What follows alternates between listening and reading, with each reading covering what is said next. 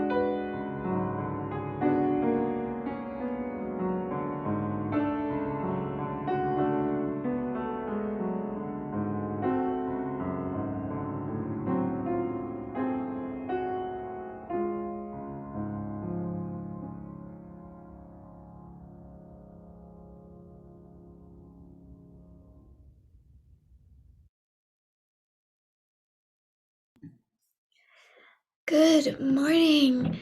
Thank you so much, Nathan. That was really cool to watch and to listen to. So much sound from just one hand. I am Isabel Call, your recently ordained Assistant Minister of Pastoral Care, and I'm so glad to be with you this morning. If you are visiting with us this morning, welcome. Please let us know you are here by filling out the visitors form on our website. There is a link in the chat box.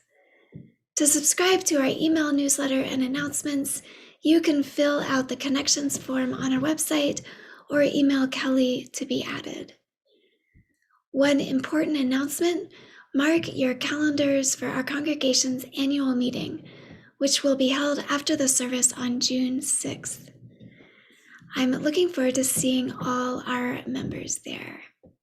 Welcome to worship. It will be a beautiful service.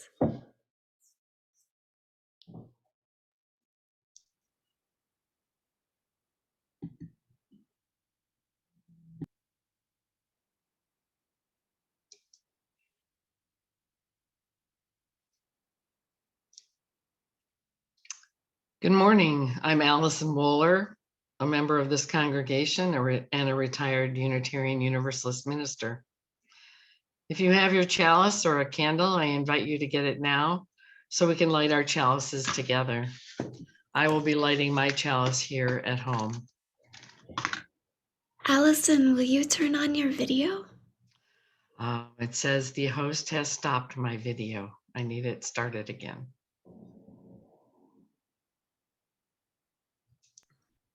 You're a co-host now, so you should be able to start it. Thank you. There I am. Lovely. I will be lighting my chalice here at home. Our chalice lighting is by Gordon McKeeman. For simple things that are not simple at all, for miracles of the common way, sunrise, sunset, seed time, harvest, hope, joy, ecstasy, for grace that turns our intentions into deeds, our compassion into helpfulness, our pain into mercy, for providence that sustains and supports our needs. We lift our hearts in thankfulness and pray only to be more aware and thus more alive.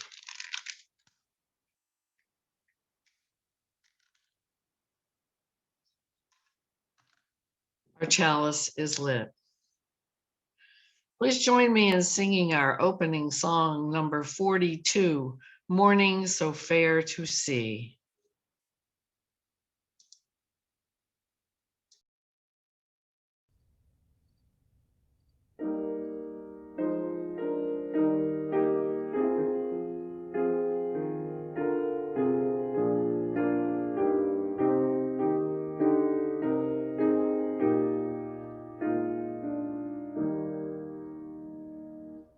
Morning so fair to see, night veiled in mystery, glorious the earth and resplendent skies. Pilgrims we march along, singing our joyous song, as though an earthly paradise. Tall are the verdant trees, deep are the flashing seas, glorious each wonder the seasons bring. Brighter is faith's surmise, shining in pilgrim eyes, from which our waking spirits spring. Age after age we rise, 'neath the eternal skies, into the light from the shadowed past. Still shall our pilgrim song, buoyant and brave and strong, resound while life and mountains last.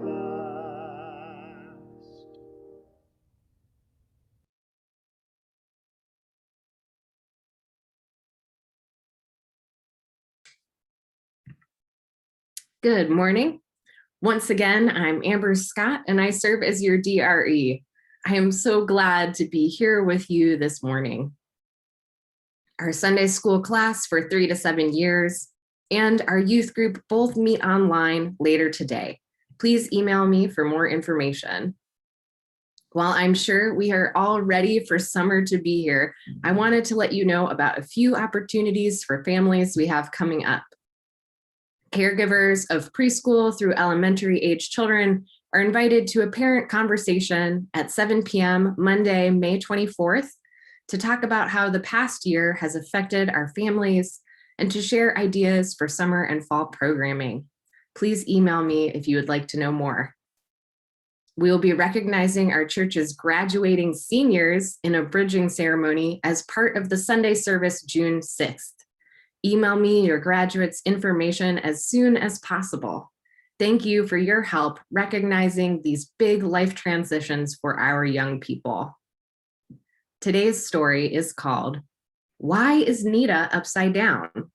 Written by Emma Hearn, Roxana Bauer, and Sarah Bauer, and illustrated by Sarah Bauer.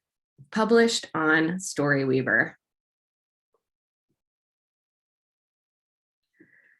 Nida's hanging upside down, her long hair tickling at the ground. The trees, the grass, and everything is all the wrong way round.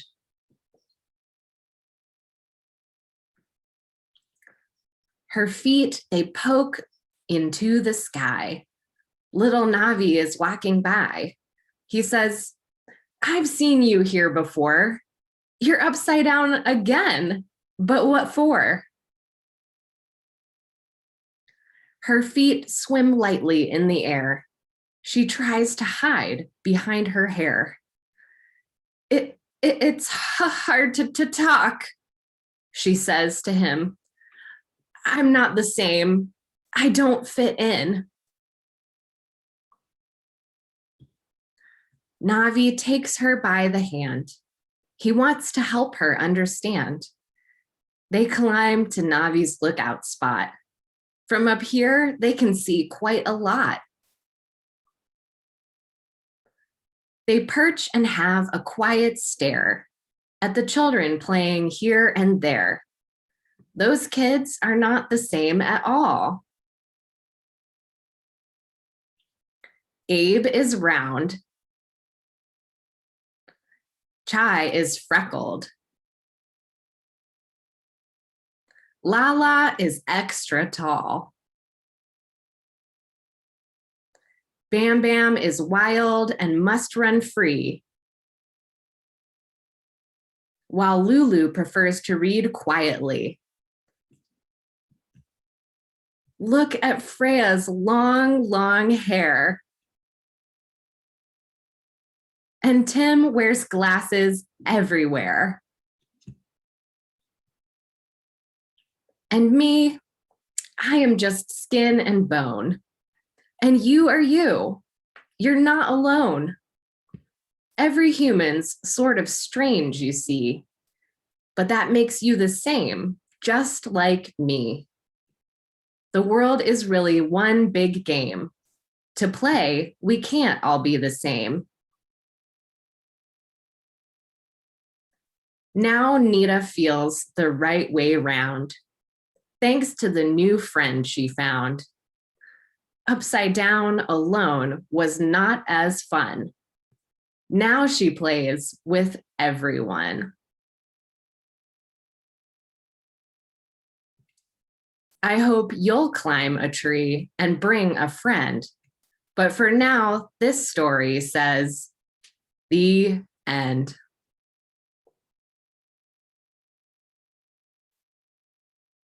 In this story, Navi helps Nida to accept herself for who she is by illustrating that we all have our own struggles and strengths. I invite you to think about things that may make it hard for you to accept yourself and to consider how to give yourself the gifts of perspective and friendship.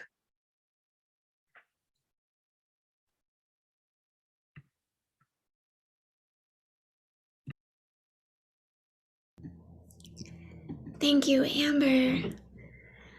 Whether you're upside down or up a tree, you belong. We want to know you. If you are going through something rough, likelihood is someone else here is too, or they have gone through something similar, or they will. And if you're celebrating, we want to join in. Later, during our caring meditation, after Reverend Allison's sermon, I will read aloud the joys and sorrows brought forward this morning. If you have had a significant event in your life recently, please put it in a few words in the chat and select Send to Panelists. You are also welcome to share your joys and sorrows throughout the week on the Caring Ministries page under Engagement on our website.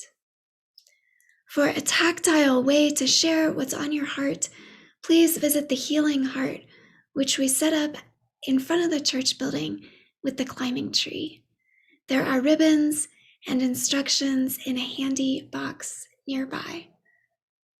And now please join me in singing Just as Long as I Have Breath.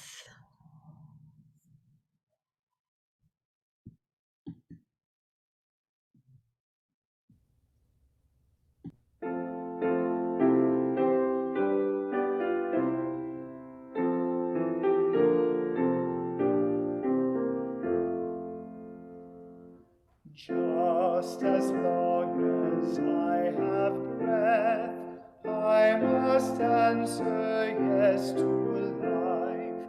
Though with pain I made my way, still with hope I meet each day.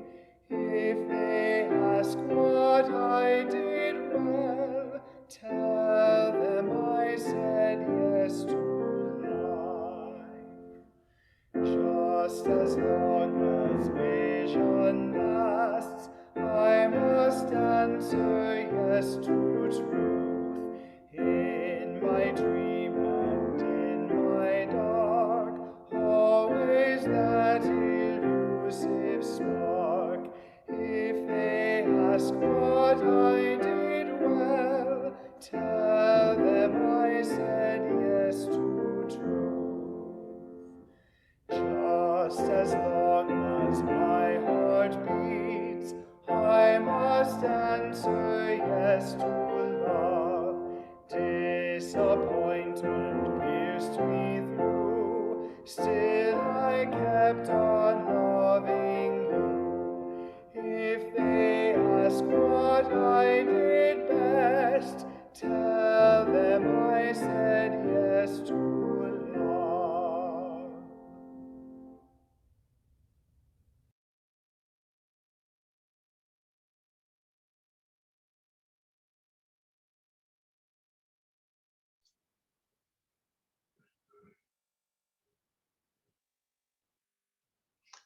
Our reading this morning is called Stung by Bees by Victoria Safford. A young child is stung by hornets on a playground on a summer morning, joining the ranks of children everywhere. It's her first time and she takes it very personally.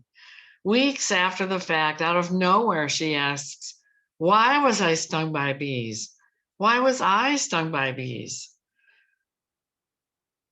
Her inquiring mind requires the why. She is not at peace with her vast unknowing, and she is only momentarily satisfied when, for the 107th time, I explain, "You were stung by bees because they were on the swings at exactly the same time as you." "Were they mean bees?" she says. I say no. "Are bees bad?" I tell her no. "Are they supposed to sting us?" I say not exactly. Chance and luck and the doctrine of grace, no way to say that to a 3-year-old. "Well, then why was I stung by bees?" She is a novice philosopher. For the moment, because she is only 3 years old, there is no way to explain randomness. "Look, it just happened. You and the hornets got there together, okay? It was just an accident." She lives in the endless echoing of why.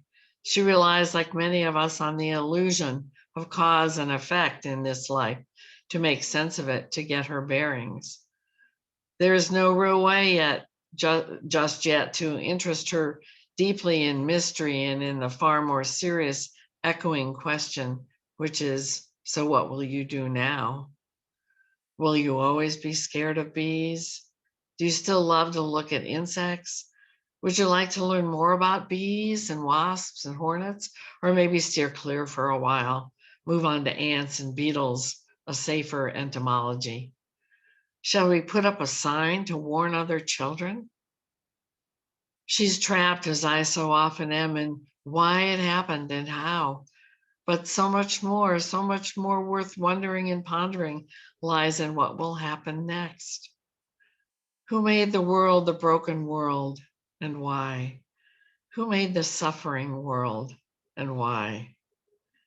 3-year-olds and theologians can chew these tired bones all day, but for me, the real religious questions open wide and holy, exciting, dangerous, urgent, comforting, sustaining, when we accept the mystery and then move on, reverently move in.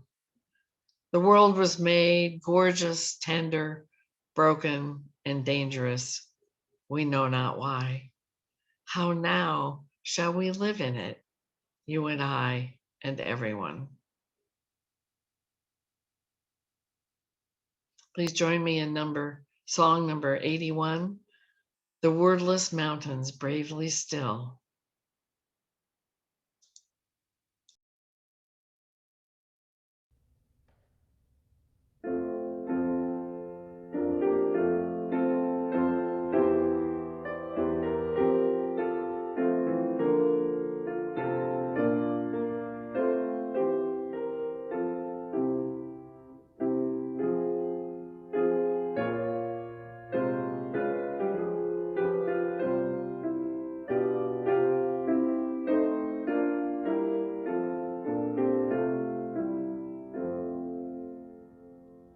The wordless mountains bravely still, the ground below us firm and free, the gentle quilt of field and hill shall grant us solid dignity.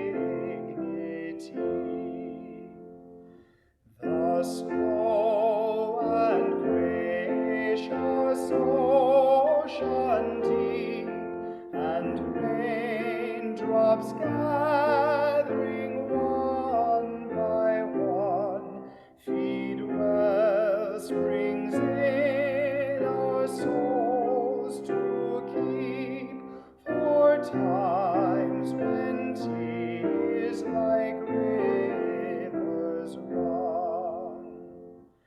The earth and water, fire and air, the elements of wondrous grace, the glory of creation rare, encircles us in its embrace.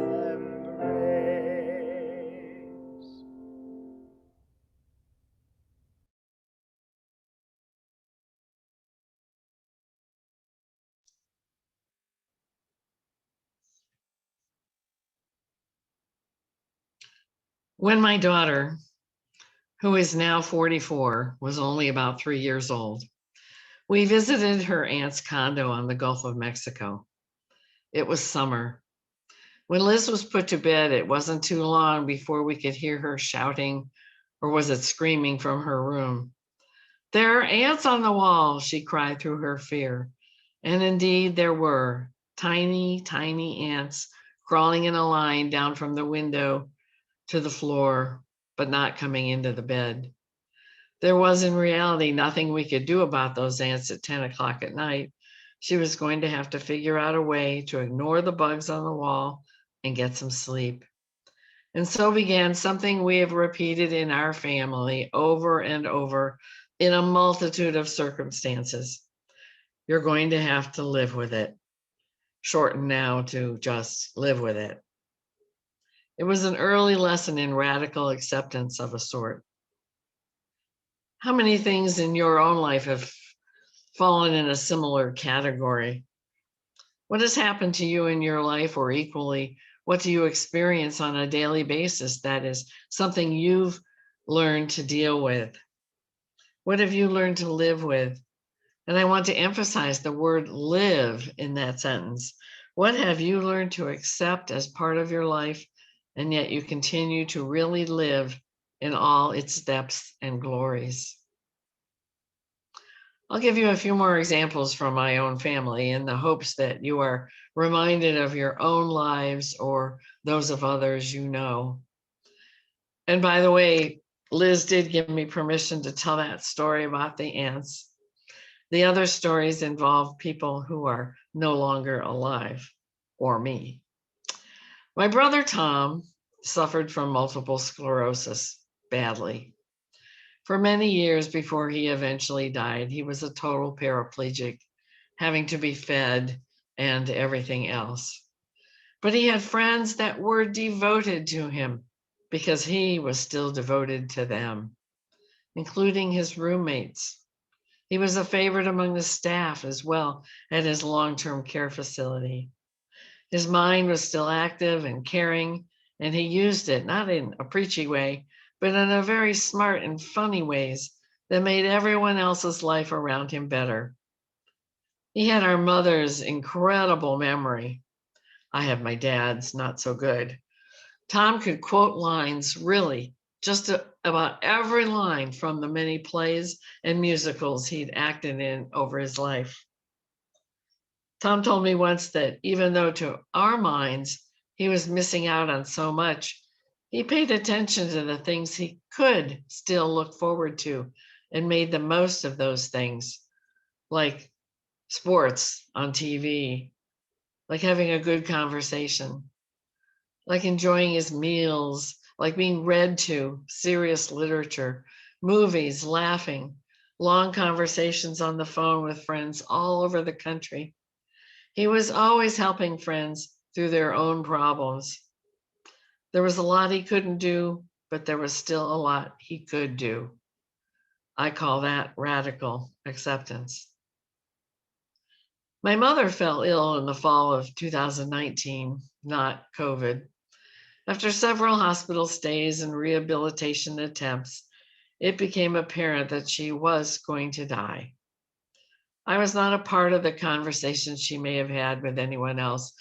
She and my dad had been married for 69 years, but Mom came to accept the reality of her situation and did her best to see it through gracefully.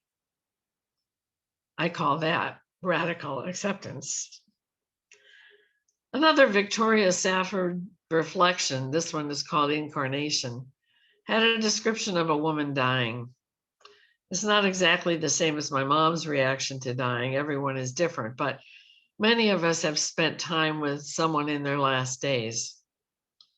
Safford writes, there is no romanticizing pain, yet part of her is healed and whole, it seems, not placid, never resigned. She's mad as hell and sometimes sad, yet she moves with a certain authenticity in her antique skeleton. She breathes her shallow and defiant breaths with respect for inevitable circumstances, neither acquiescent nor violently resisting. Radical acceptance. Personally, I have a few examples in my own life, but I'm only going to share a minor one. I have had tinnitus in one ear for nearly 20 years. I know it will never go away. Early on, it was a struggle because I lived out in the woods where it was very quiet at night, and all I could hear were those crazy noises in my ear, except when the owls hooted. Eventually, I said to myself that I could let the tinnitus drive me insane, or I could learn to ignore it. So I very consciously accepted it as reality, but one that did not control me. It's still there every second of every day and night, even in noisy Columbus, but it does not define me. I am, as you are, something beyond simple definition. On my refrigerator, I have a magnet that was my mom's forever. She took it with her to Chautauqua each summer and to Arizona each winter when they used to go there. It says, I was meant to be loved, not understood.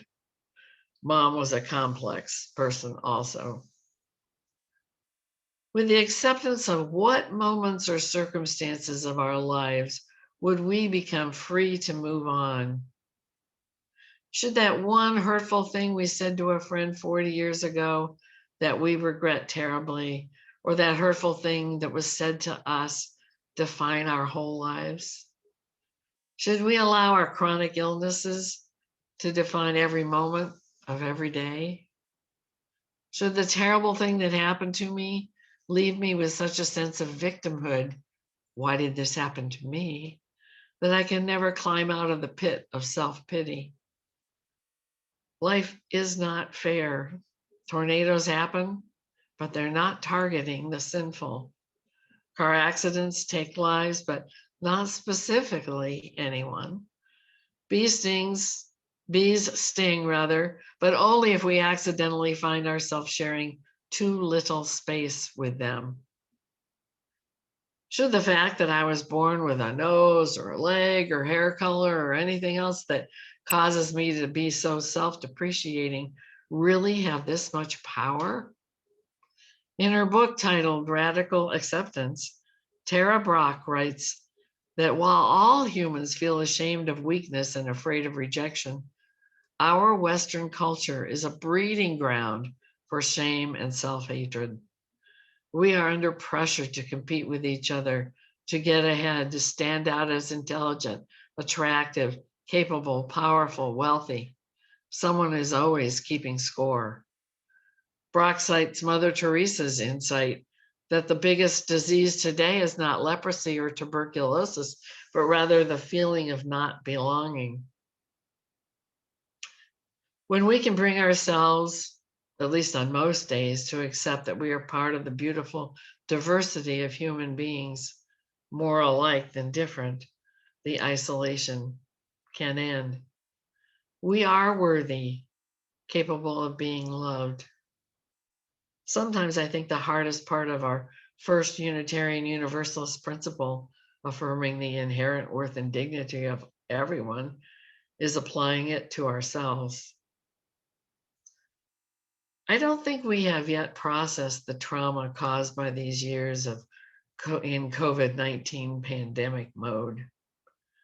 But some radical acceptance of the no-fault nature of this disease, the good things that also happen at the same time, the awakenings to systemic injustices we have allowed to continue for too long, and maybe some self-forgiveness for those pounds gained, the exercise avoided, the books not read, even though we probably had the time.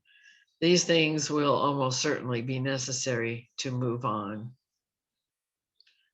The type of radical acceptance I'm speaking about this morning is not easy.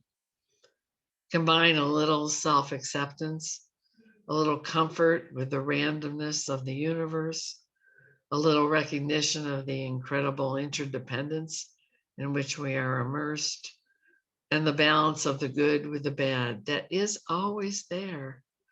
These things will basically give us a spoonful of reality, and maybe this will be enough for some relief. The point is not to diminish what is true, what happened, who is gone forever, the thing you can never take back or undo, but rather to free ourselves to move on in productive ways. When we continue to suffer, we are not yet free.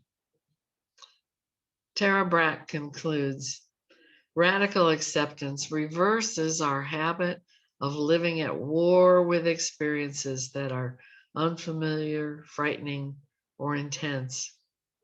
It is the necessary antidote to years of neglecting ourselves, years of judging and treating ourselves harshly, years of rejecting this moment's experience.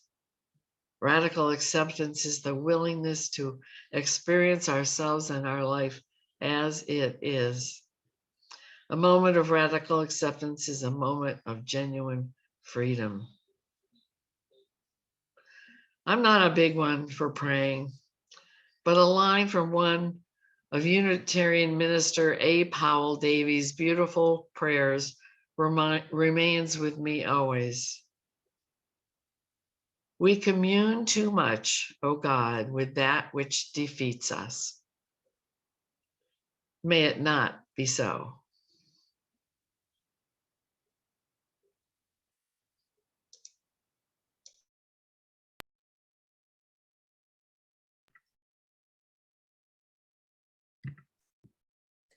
Thank you, Alison.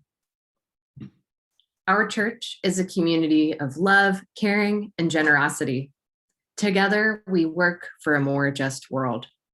To offer our gifts and pay our promised pledges is to say, yes, we are defined by our hearts and our deeper values. Regardless of your ability to contribute, we value your presence here. Our Share the Plate recipient for May is the Charitable Pharmacy of Central Ohio. They coordinate healthcare access and provide affordable pharmacy services for vulnerable members of our community. Your donation helps to extend their impact while also building a stronger church. Thank you for your generosity.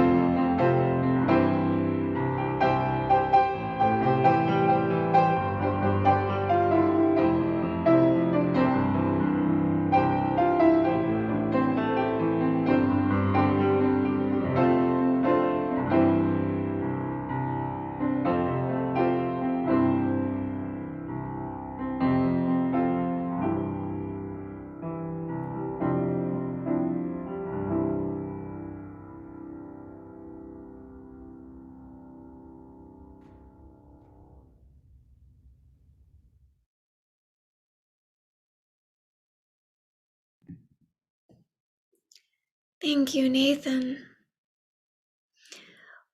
Will you breathe with me?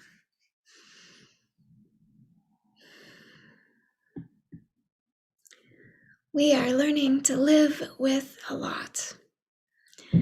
After over a year of ambiguity with the pandemic, it feels exciting to be reaching greater levels of safety, seeing our friends and family in person. The story of safety is alluring, but our reality is still, as it has always been, one of ambiguity. Yes, the good weather is real, hugs are real, and let us rejoice. But let us not use the rejoicing to ignore or deny other real things. The 30 to 40,000 cases of new infections each day in this country, the devastation of the pandemic in India, the hard choices our governments, the governments of more fortunate countries, are making about whether to vaccinate our children or send vaccines to adults in areas of desperation. The ongoing and accelerating violence in many parts of our world, and I'm thinking especially of Israel and Palestine this morning. Let us allow the sunshine and the warm weather to soak in. Let the hugs soak in deep, deep into our bones. May the good news and the good connections strengthen us so we can hold the sorrow too. And so we may accept that things are complex and imperfect and incomplete. May we accept ourselves and look upon others with grace, even when they shake the story we want to be true. May we find the willingness to experience our life and our world as it is, and the grounding and clarity to respond as we are called. So I lift up that prayer, and I lift up many sorrows and joys that have come forward this morning from our community. We are sharing our sympathy with Pete, whose father, William Herring, passed away on May 8th. William was 88 and died peacefully after suffering a brain aneurysm. Pete would welcome positive energy and thoughts of support for his family. Thinking of you, Pete. And we're also thinking of Marilyn B., who is missing Tom on the first anniversary of his passing, May 19th, 2020. The Coons family shares that their Nana passed away this week at 94. Mother to 10, foster mother to 30, Nana to 15, and super Nana to 13. She was endlessly and unconditionally accepting and kind. Healing thoughts to Bob R., who had surgery to repair a ruptured quadriceps tendon on May 10th. He's in a full leg brace for 6 weeks and unable to drive. Bob would enjoy occasional visits and phone calls as he recuperates. Thinking of you, Bob. Healing thoughts to Meredith F., who had emergency abdominal surgery on May 14th at St. Anne's Hospital. At age 94, she is doing well. And the Smith family writes, we ask for positive thoughts for us and our obstetrician for a procedure tomorrow where we will try to flip our breech baby. We also ask for comfort and solidarity for a loved one who is struggling with significant mental health challenges, including suicidal thoughts, and for all her relations and doctors as they try to help her cope. Yes, thinking of you all of this depth of humanity that we're sharing. We also have joys this morning. Congratulations to Adam H., son of Gail B., who graduated this weekend from Rochester Institute of Technology, where he majored in game development. He's been offered a job in his field in New York. Congratulations. Chaz and Susan share our daughter Robin will be visiting with us from New York this Friday for the first time in over a year. Emily and Joby share a simple joy, pancakes. Jack H. shares a joy that Sheila has completed another trip around the sun. Happy birthday, Sheila. Wilkie C. and Sharon H. are celebrating the 5th birthday of their grandson, Evan. Sebastian shares, my grandma and grandpa visited this weekend. And Alice and Ron are proud of their grandson, Nicholas, graduating from Catholic University, and their grandson, Brian, graduating from the University of Maryland. They write, "We're proud of them and excited to be in Maryland next weekend with them and all the rest of the family." May we hold these joys and these sorrows and those yet unspoken gently in our hearts.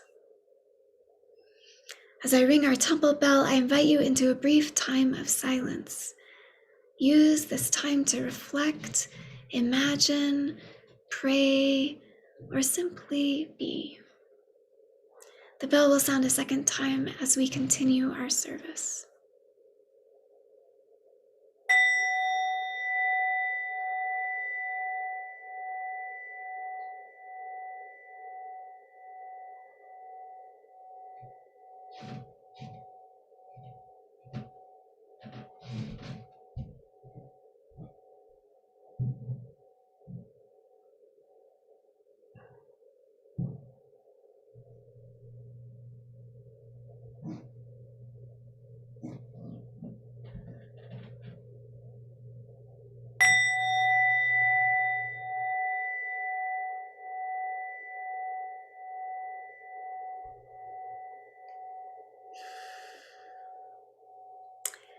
Please join me in singing hymn number 59, Almond Trees Renewed in Bloom.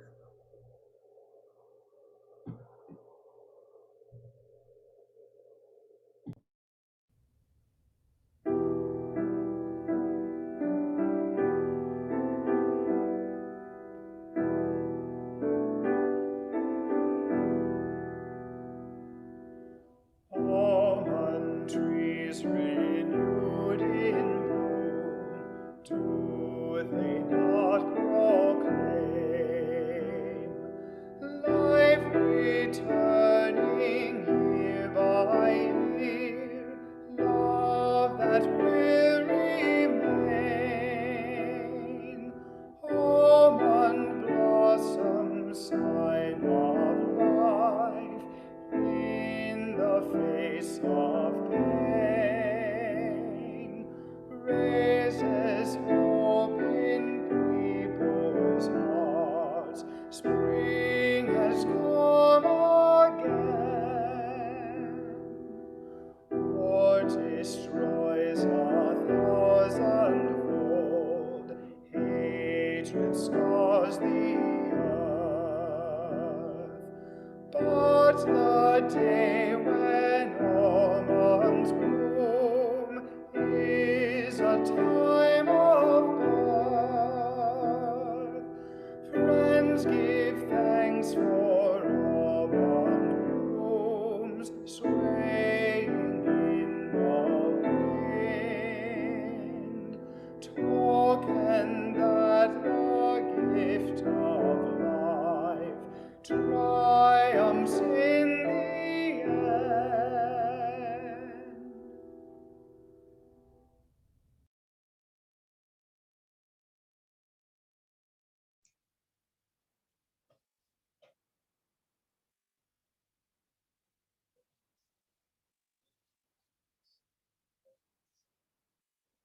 For our closing words, I bring you a little parable.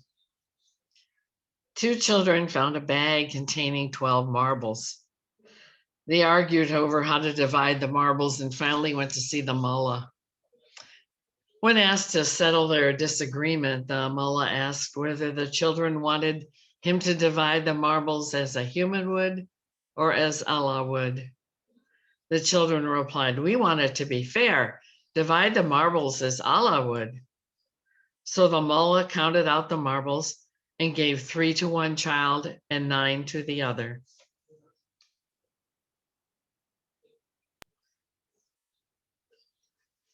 If you have your chalice nearby, I invite you to bring it close so we can extinguish the flame together.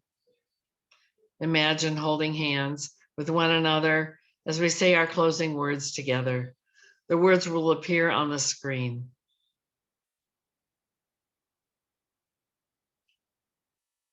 We extinguish this flame, but not the light of vision. As we go forth, let us heal and transform ourselves and our world through reason and love.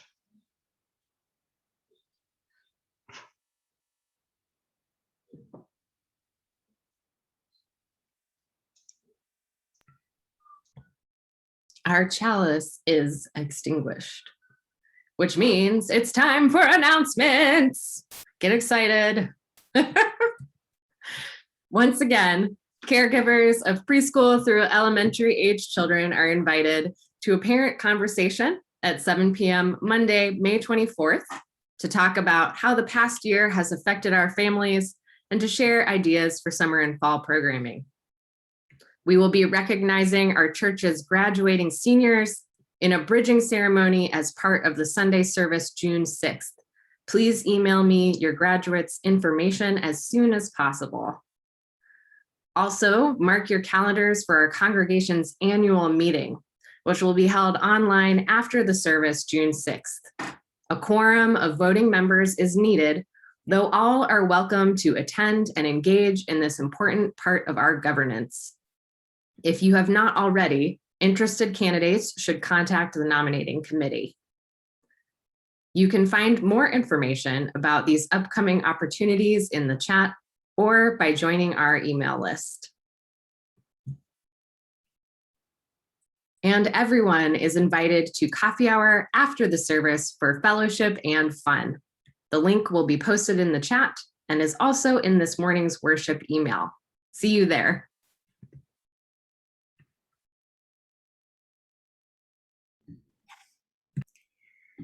Today's worship service would not be possible without the time and care of many people.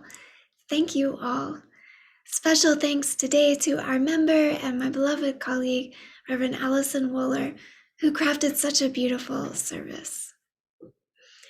And as always, a huge thank you to our musicians, our tech volunteers, and church staff for the work they do every week to bring us a vibrant and compelling service each Sunday. Thank you.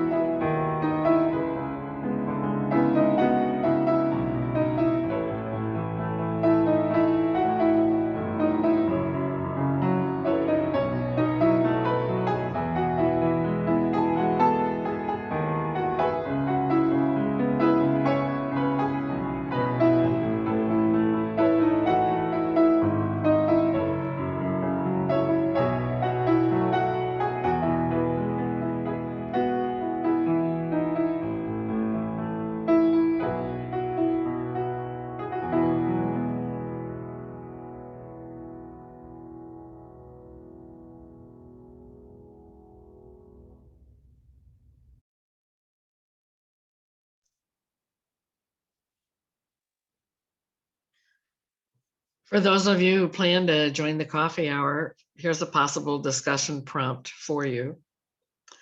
Think about what you have had a hard time accepting in your life, either something about yourself or something that has happened to you. And if you're comfortable sharing, it may give another person courage to begin practicing acceptance in their own lives. Thank you for being with us today, with each other today here, and have a great week. Goodbye.